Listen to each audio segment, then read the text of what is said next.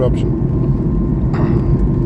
It's midnight, 14th to 15th of July, and we are just approaching Iceland here.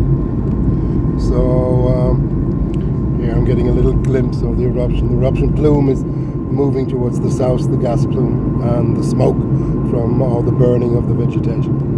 And the eruption is not very large in the sense that there's no huge fire fountains or so.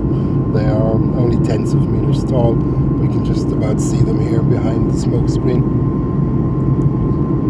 And then of course we see the lavas of the 21 eruption, which is the dark material here in the foreground.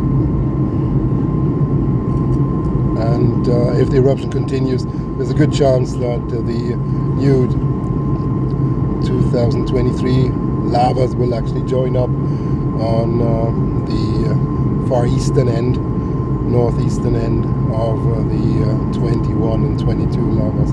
So they may actually make a continuous lava field if the eruption continues. But let's see about that. I'm looking forward to this. I think it's going to happen. And anyway, here we see Kalir Mountain, so the big pointy hill just in the background there as well.